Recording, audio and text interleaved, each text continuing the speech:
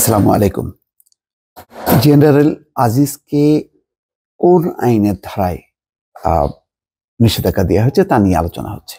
যেমন সরকারের পক্ষ থেকে আহ, বেশ বলা হচ্ছে যে না, ভিসা নীতি না, তাকে দেওয়া হয়েছে অ্যাপ্রোপ্রিয়েশনস আইনের ধারায়। তো এই ধারায় মানে যদি নিষেধাজ্ঞা দেওয়া হয় তাহলে কি সেটা কি সরকারের জন্য খুব ভালো হয়? বোঝা যাচ্ছে না। কিন্তু যেই ব্যক্তির বিরুদ্ধে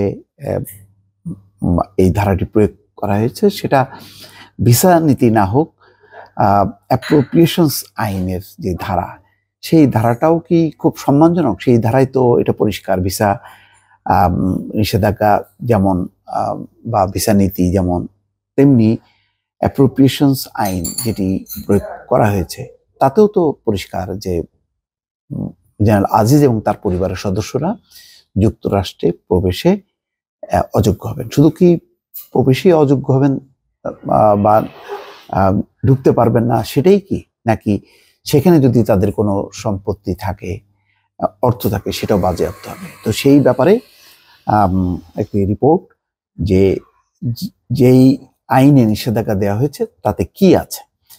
এখানে বলা হচ্ছে, দুর্নীতিতে সম্পৃক্ত তার অভিযোগে সাবেক সেনাপ্রধান জেনারেল আজিজ আহমেদের উপর নিষেধাজ্ঞা দিয়েছে যুক্তরাষ্ট্র। মঙ্গলবার ভোরে যুক্তরাষ্ট্রের foreign operation and related programs অ্যাপ্রোপ্রিয়েশনস আইনের ৭৭৭ সি ধারার আওতায় এই নিষেধাজ্ঞার ঘোষণা দেয় মার্কিন পররাষ্ট্র দপ্তর। নিষেধাজ্ঞার ফলে জেনারেল আজিজ ও তার পরিবারের সদস্যরা যুক্তরাষ্ট্রে প্রবেশে অযোগ্য বলে বিবেচিত হবেন। আমি এটা একটা কষ্টও লাগে, জেনারেল আজিজের এই যদি কোনো দায় বা অপরাধ, তার জন্য তার পরিবারের সদস্যরা কেন ভোগ করবেন সেটাও পরিষ্কার না। এটাও কতখানি মানবাধিকার মানে সাথে সামঞ্জস্যপূর্ণ সেটা আমার যথেষ্ট সন্দেহ আছে। যাই হোক, এখন ওই দেশের আইন, সেটা তো আর আমার ব্যাপার না। তাদের ধারায় কি আছে সেটি আমি দর্শক উল্লেখ করছি।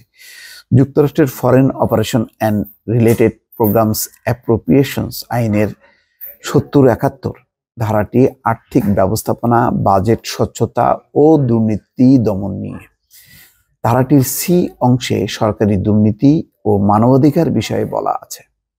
আইনের এই অংশে বলা হয়েছে, প্রত্যক্ষ ও পরোক্ষভাবে উল্লেখযোগ্য দুর্নীতি অথবা মানবাধিকার লঙ্ঘনের ঘটনায় জড়িত অন্য দেশের কোনো সরকারি কর্মকর্তার বিরুদ্ধে যদি মার্কিন পররাষ্ট্রমন্ত্রীর কাছে বিশ্বাসযোগ্য তথ্য থাকে, তাহলে অভিযুক্ত সেই সরকারি কর্মকর্তা ও তার পরিবারের সদস্যরা যুক্তরাষ্ট্রে প্রবেশের অযোগ্য বলে বিবেচিত হবেন। এছাড়া মার্কিন পররাষ্ট্রমন্ত্রীর কাছে যদি বিশ্বাসযোগ্য তথ্য থাকে, তাহলে তিনি প্রকাশ্যে অথবা ব্যক্তিগতভাবে অন্য দেশের সরকারি কর্মকর্তা ও তাদের পরিবারের সদস্যদের বিরুদ্ধে নিষেধাজ্ঞা দিতে পারবেন। এক্ষেত্রে অভিযুক্ত ব্যক্তি ভিসার জন্য আবেদন করেছেন কিনা তা বিবেচ্য নয়। অবশ্য এক্ষেত্রে কিছু ব্যতিক্রম আছে। যদি এই নিষেধাজ্ঞার আওতায় থাকা ব্যক্তি যুক্তরাষ্ট্রের আইনি কাঠামোর জন্য গুরুত্বপূর্ণ হন, অথবা জাতিসংঘ সদর দপ্তরের সঙ্গে সম্পাদিত চুক্তির আওতায় ওই ব্যক্তিকে যুক্তরাষ্ট্রে আসার প্রয়োজন হয়, তাহলে সেক্ষেত্রে যুক্তরাষ্ট্রে প্রবেশে সেই ব্যক্তিকে বাধা দেওয়া যাবে না। তার মানে জাতিসংঘের প্রতিনিধি দলের সদস্য হিসেবে কিন্তু যেতে পারবেন। মনে আছে, বেনজির আহমেদ কিন্তু নিষেধাজ্ঞা পাওয়ার পরেও তিনি সরকারি একটি অনুষ্ঠানে, পুলিশ সম্মেলনে জাতিসংঘের, সেখানে কিন্তু গিয়েছিলেন, কিন্তু একেবারে শুধুমাত্র সেই অনুষ্ঠানে যোগদান এবং সাথে সাথে আবার ফেরত আসা, এটাই হচ্ছে বিধান। যদিও তিনি তার উপেক্ষা করে একটি অনুষ্ঠানেও যোগ দিয়েছিলেন।